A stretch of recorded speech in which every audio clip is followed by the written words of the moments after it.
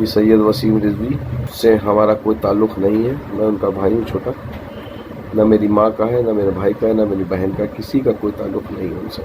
दोस्तों आदाब, मैं अली आदिल खान और आप देख रहे हैं टाइम्स ऑफ पीडिया चैनल।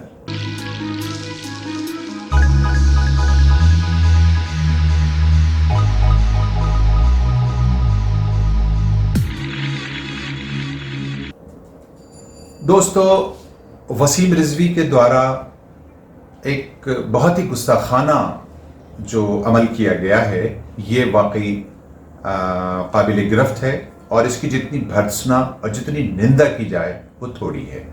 अब इस पर पूरे विश्व में जो है चर्चा शुरू हो गई है। धर्मगुरु अब इस पर बातें करने लगे हैं और चर्चा शुरू हो गई है, कॉन्फ्रेंसेस शुरू हो गई हैं। दोस्तों, ईश्वरीय शक्तियों से टकराने वाले लोग और संस्थाएं और ऑर्गेनाइजेशंस ये क्यों नहीं सोचती कि नफरत, फसाद और जंग से कोई लाभ होता नहीं है। हमेशा प्यार से, मोहब्बत से, भाईचारगी से, को एग्जिस्टेंस से बात बनती है, अमन और शांति से बात बनती है, विकास की राहें हमवार होती हैं अमन शांति की राह से, है ना।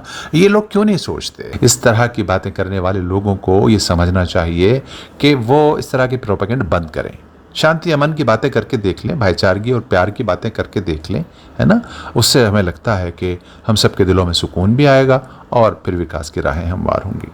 लेकिन हमारा मुल्क का कानून खुद इतना सख्त है इस बारे में कि वो इस तरह के लोगों को शायद बर्दाश्त नहीं करेगा और हमें आशा है, उम्मीद है कि वसीम रिजवी के खिलाफ यकीनी तौर पर कार्रवाई होगी और हमारा कानून यानी हमारी अदालत ही उसके खिलाफ ज़रूर कुछ चाराजोई करेगी।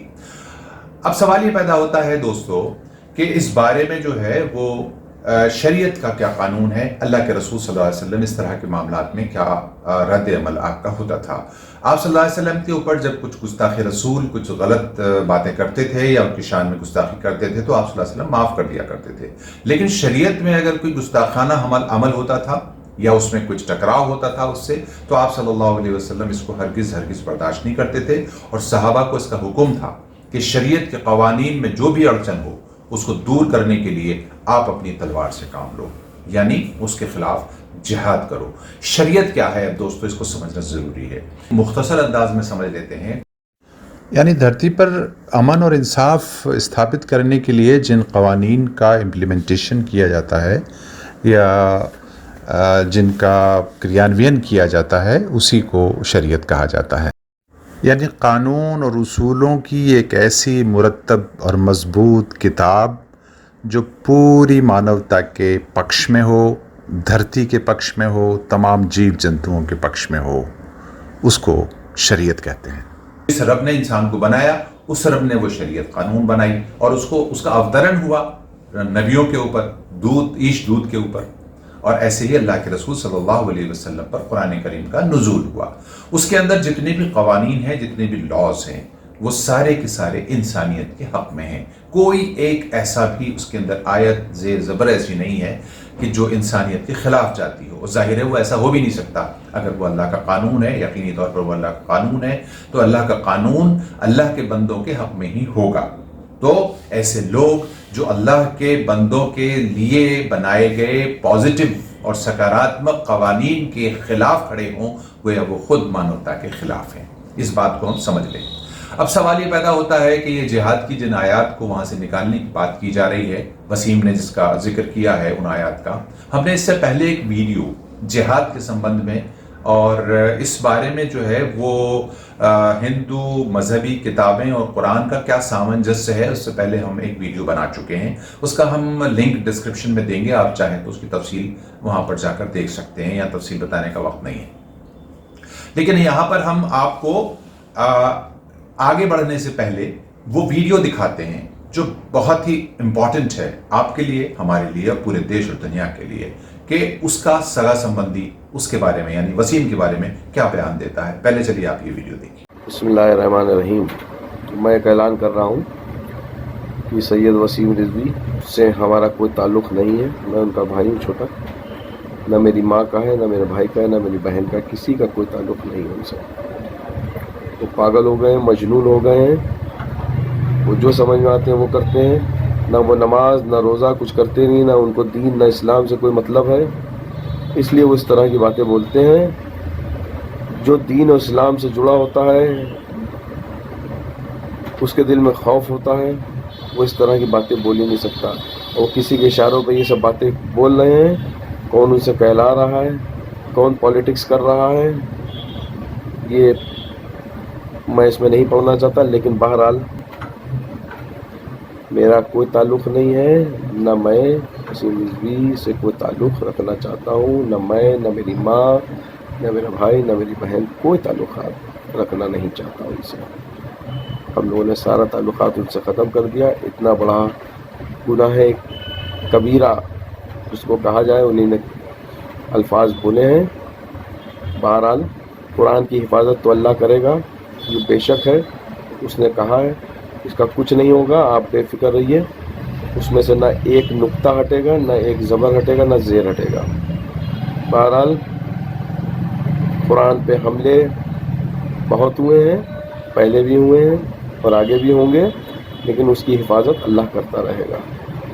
آمین. اب اس کے بعد ہم آپ کو کچھ شیعہ علماء حضرات کے بیانات سنوائیں گے. آج ایک لکھنؤ کے اندر بڑے امام باڑہ میں بہت بڑی کانفرنس ہوئی ہے. وہاں کے نتیجے کیا آئے ہیں وہ ہم آپ کو اگلے ویڈیو میں بتائیں گے. لیکن اس ویڈیو کے اندر ہم دھرم گروہوں کے جو وکتویہ ہیں وہ ضرور سنوائیں گے. اس سے پہلے ہم آپ کو یہ بتانا چاہتے ہیں کہ مہابھارت ایک مہاکاویہ ہے جو ہندو دھرم میں سب سے زیادہ پوتر اور سب مانیہ ہے، جس میں ورنن ہے کہ دو رشتہ داروں کے بیچ جو مہابھارت ہوا، یعنی کورو اور پانڈووں کے بیچ جو مہابھارت ہوا، اس میں شری کرشن ارجن کو کیا آدیش دیتے ہیں یہ یہاں سمجھنا ضروری ہے. جس جہاد کی آیات کو ترک کرنے کے لیے وہ پٹیشن ڈال رہا ہے، اگر وہ کسی گروپ کی طرف سے پرووک کیا گیا ہے یا پروتساہت کیا گیا ہے ان کاموں کے لیے، تو وہ بھی سمجھ لیں کہ جو کائر حق اور انصاف اور انسانیت کے فیور میں دی گئی قرآنی آیات کو منسوخ کرانے کی بات کر رہا ہے، وہ پہلے ان بھگوت گیتا کے ان سلوکوں کو بھی دیکھ لے. اس کا ہم تفصیل آپ کو یہاں بتا رہے ہیں. مہابھارت کے ادھیائے 25 سے ادھیائے 42 تک 18 ادھیائے ہیں یہ. اس میں لگ بھگ 700 سے زیادہ سلوک ہیں. ان کے الگ الگ ریفرنسز ہیں، اس کو وہ پڑھ سکتا ہے اور جو چاہے اس کو دیکھ سکتا ہے. تو جب ارجن یدھ کے میدان میں لڑنے سے منع کرتے ہیں اور اپنے ہی رشتہ داروں کو یدھ میں دیکھتے ہیں اور ان کے خلاف وہ کہتے ہیں کہ ان کا میں ود نہیں کر سکتا، ان کا قتل نہیں کر سکتا، ان کی انترآتما جو ہے وہ بوجھل ہو جاتی ہے. اس وقت جو ارجن کو شری کرشن کا حکم ہے یہ بہت امپورٹنٹ ہے. یہاں پر ہم یہ سمجھ لیں کہ حق اور سچائی کے لیے اور سدا ستیہ رہنے والی بات کے لیے جنگ کرنا اور جہاد کرنا ضروری ہو جاتا ہے ان شلوکوں کے انوسار بھی، جس میں شری کرشن ارجن کو حکم دے رہے ہیں. شری کرشن کہتے ہیں ارجن سے، ہے کنتی کے پتر، اگر تم لڑتے لڑتے ویر گتی کو پراپت ہوتے ہو تو تمہیں سرگ میں استھان ملے گا، جگہ ملے گی، اور یدی تم جیت جاتے ہو تو اس دھرتی میں تمہیں شاسن ملے گا، ارتھات دھنیہ دھانیہ ہوگے اور ایشور کی پراپتی ہوگی. اس لیے اٹھو اور لڑو. ان کو لڑنے کے لیے ابھارا جا رہا ہے. کس کے لیے؟ ستیہ کے لیے، شاسن کے لیے نہیں بلکہ حق کے لیے، ستیہ کے لیے ابھارا جاتا ہے.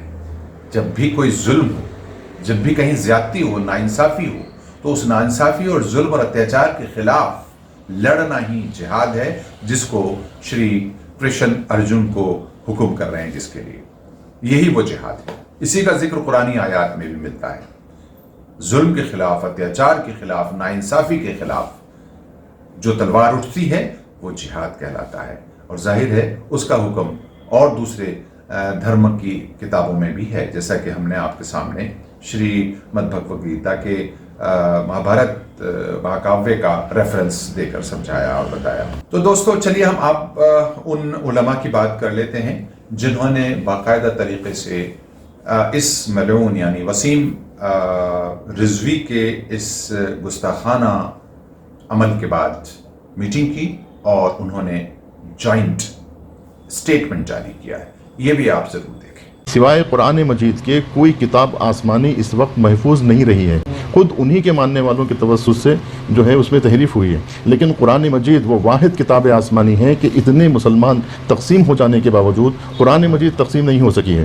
وہ یہ دیکھتے ہیں کہ سارے کے سارے مسلمان جب قرآن کی بات آتی ہے تو اکٹھا ہو جاتے ہیں, جب نبی کریم صلی اللہ علیہ وسلم کی نعوذ باللہ توہین ہوتی ہے سب سارے مسلمان اکٹھا ہو جاتے ہیں, کعبۃ اللہ پہ حملہ ہوتا ہے سارے مسلمان ایک ہو جاتے ہیں. تو اب دشمنان اسلام کو فکر یہ لاحق ہو گئی ہے کہ آخر ان کو جدا کیسے کیا جائے. اگر جہاد نہ ہو تو انسانیت محفوظ نہ رہے, نہ ہندو محفوظ رہے نہ مسلمان محفوظ رہے, کوئی محفوظ. اب سب محفوظ ہیں تو جہاد ہی کے سہارے محفوظ ہے. جہاد ایک تعمیر کا نام ہے, تخریب کا نام نہیں ہے.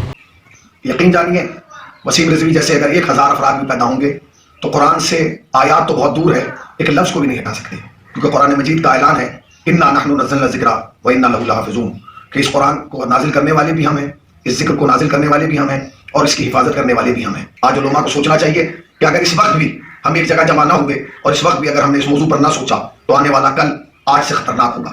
یہ شیعہ نہیں ہے, اور ہم بہت ہی شدت بھرے الفاظ میں کل ہند مجلس شیعہ علماء ذاکرین اس کی مخالفت کرتے ہیں, اور یہ شخص کا تعلق شیعوں سے نہیں ہے. یہ وہ شخص ہے جس پہ CBI کی انکوائریز چل رہی ہے, یہ وہ شخص ہے کہ جس نے 10 سال میں ایسے بیانات جاری کیے ہیں جو سب جانتے ہیں, سارا ہندوستان ساری دنیا جانتی ہے کہ یہ شخص فتنہ باز ہے, یہ جھوٹا شخص ہے, اور ایسا جھوٹا ہے اتنی بڑی جھوٹ کہہ رہا ہے نعوذ باللہ. تو اللہ کی لعنت ہے ایسے شخص پر کہ جو آ کر یہ کہہ رہا ہے کہ نعوذ باللہ قرآن کی 26 آیتوں کو ہٹا دیا جائے. تو ہم شدت سے اس کی مخالفت کرتے ہیں. اللہ تبارک و تعالیٰ کا صاف اعلان ہے کہ قرآن مجید کو ہم نے نازل کیا ہے اور ہم ہی اس کے محافظ ہیں. اللہ محافظ قرآن مجید ہے. زیادہ ممکن ہی نہیں ہے کہ قرآن میں کوئی تحریف ہو سکے, کوئی تبدیل ہو سکے, کوئی چینج ہو سکے. اور تمام شیعوں کا عقیدہ یہ ہے, میں یہاں پر اس ویڈیو کے ذریعے سے اعلان کرنا چاہتا ہوں کہ ہمارے تمام مسلمان بھائی سن لیں, ہر مسلک والا سن لیں کہ شیعوں کا عقیدہ یہی ہے کہ جو رسول اللہ صلی اللہ علیہ وسلم کے زمانے میں جو قرآن مجید تھا آج بھی وہی ہے, قیامت تک وہی قرآن مجید رہے گا. نہ اس میں ایک حرف کی تبدیلی ہے, نہ لفظ کی تبدیلی ہے, نہ ایک زیر زبر کی تبدیلی ہے, کوئی اس میں نہ چینج ہوا ہے, نہ اس میں کچھ گھٹا ہوا ہے, نہ اس میں کچھ بڑھا ہوا ہے. جو بھی وہ ایسا کہہ رہا ہے وہ نجس ہے, وہ اسلام کا جو ہے وہ مخالف ہے, اسلام کا دشمن ہے, اسلام دشمن طاقتوں کا ایجنٹ ہے. اور یہ جو سابق چیئرمین کا بیان آیا ہے, یہ بہت سے کٹر پنتھی لیڈر ہیں, یہ اس کی آتے جاتے رہتے ہیں, سیاسی خانے میں ان کی یہ اگوائی کرتا ہے, وہاں عیاشیوں کا سامان پورا فراہم ہے اس کا, اور وہاں کے اوپر ان سے عیاشیاں کرواتا ہے. وہاں کے اوپر کلی فتویٰ مرجع تقلید آیت اللہ سستانی کا موجود ہے, آج بھی ہم نے بھیجا تھا. وہی کلی فتویٰ جواب میں آیا کہ اگر کوئی شخص قرآن کے کسی حکم کا انکار کرتا ہے یا کسی آیت کا انکار کرتا ہے اور اس کے انکار کرنے سے پیغمبر گرامی اسلام کی تکذیب لازم آتی ہے, یعنی گویا اس نے پیغمبر گرامی اسلام کو جھٹلایا ہے, تو ایسا شخص مرتد ہے, دین اسلام سے خارج ہے. تو یہ قرآن کی مخالفت کرنا اور بدعت جو ہو رہی ہے اس کی پرزور ہم مذمت کرتے ہیں, اور تمام علماء اسلام پر فرض ہے کہ اس کی مذمت کریں اور اس کی مخالفت کریں, تاکہ ایسا فتنہ امت میں پیش نہ آئے, اور اگر آئندہ کوئی جرأت نہ کرے کہ ایسا فتنہ اور ایسی باتیں امت پہ کریں. جیسا کہ حدیث رسول گرامی اسلام جس میں آپ نے بتایا کہ جب بھی ہماری امت میں اذا ظہرت البدع, جب بھی ہماری امت میں کوئی فتنہ ظاہر ہو تو امت کے علماء پر, عالم پر واجب ہے کہ اپنے علم کا اظہار کرے, اور اگر عالم ایسا نہیں کرتا ہے تو خود عالم پر بھی اللہ کی لعنت ہے. تو ہم پر ضروری ہے تمام علماء اسلام پر کہ اس کی سخت مذمت کی جائے, اور ایسے لوگ کا سوشل بائیکاٹ کیا جائے. اسلام کے ساتھ ساتھ سماج سے بھی ان کو آیتیں تو دور کی بات, ایک آیت بھی بہت دور کی بات, ایک حرف بھی یا ایک زبر زیر پیش میں بھی دنیا کی کوئی طاقت اور قوت اس میں تبدیلی نہیں کر سکتی. لہذا جن لوگوں نے کورٹ میں یہ اپیل پیٹیشن دائر کیا ہے قرآن مجید کے نعوذ باللہ خلاف, ہم یہ سمجھتے ہیں کہ انہوں نے لاکھوں نہیں, کروڑوں نہیں, پوری دنیا کے مسلمانوں کے مذہبی جذبات کو مجروح کرنے کی کوشش کی ہے, اور پھر اس سے ہمارے اس عظیم و شان ملک کی بدنامی بھی پورے عالم اسلام میں, پوری دنیا میں ہو رہی ہے. لہذا ہمیں پورا یہ یقین ہے کہ ملک کے سب سے بڑی عدالت, ملک کا سپریم کورٹ اس پیٹیشن کو انشاءاللہ خارج کر دے گا, اور حکومت سے یہ اپیل ہے کہ ایسے لوگوں کے خلاف سخت کارروائی کی جائے, جس سے کہ آئندہ کسی کی بھی یہ ہمت اور جرت نہ ہو کہ وہ کسی کے بھی مذہبی عقیدے اور کسی کے بھی مذہب کے خلاف کوئی اس قسم کی بات کہیں. اب یہاں پر بتاتے چلیں کہ اگر وسیم رضوی اسی عالم میں دنیا سے جاتا ہے تو تمام مسلمانوں پر لازم ہے, خصوصاً اہل بیت علیہ السلام کے چاہنے والوں پر, کہ نہ وہ نماز جنازہ پڑھائیں اس شخص کی, اور نہ کسی رسم میں شرکت کریں, اور نہ ہی ہمارے کسی قبرستان میں اس شخص کو دفن ہونے دیں. کوئی شخص اگر یہ کہے کہ قرآن میں 26 آیات کا اضافہ ہے یا قرآن 40 پاروں کا ہے, وہ شخص نہ صرف مسلمانوں کے درمیان بلکہ اللہ کے نزدیک مجرم ہے. قرآن کی توہین کرنے والا مرتد اور مجرم ہے بمطابق فتویٰ امام خمینی رحمۃ اللہ علیہ۔ ایسا شخص جو یہ کہہ رہا ہے کہ قرآن میں 26 آیات کا اضافہ کسی دور میں ہوا، اس نے 2 جرم کیے ہیں، ایک مقدسات مسلمین کی توہین اور ایک قرآن کا انکار۔ دونوں صورتوں میں ناقابل قبول ہے۔ شدید الفاظ میں مذمت کرتے ہیں، ہندوستان کی حکومت سے مطالبہ کرتے ہیں کہ اس شخص کو جس نے ماضی میں بھی فرقہ واریت پھیلانے کے ایسے ہی کچھ کام کیے اس کو لگام دیں۔ ظاہر ہے کہ جنگ جو حق اور انصاف کے لیے لڑی جائے، جو ظلم اور اتیاچار کے خلاف لڑی جائے، اسی کو جہاد کہتے ہیں۔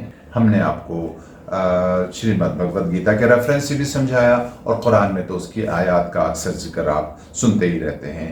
دوستو، یہ پروگرام آپ کو کیسا لگا؟ اچھا لگا ہو تو لائک شیئر کیجیے، اور ٹائمز آف PDF کو سبسکرائب کرنے کی مہربانی فرمائیں۔ شکریہ۔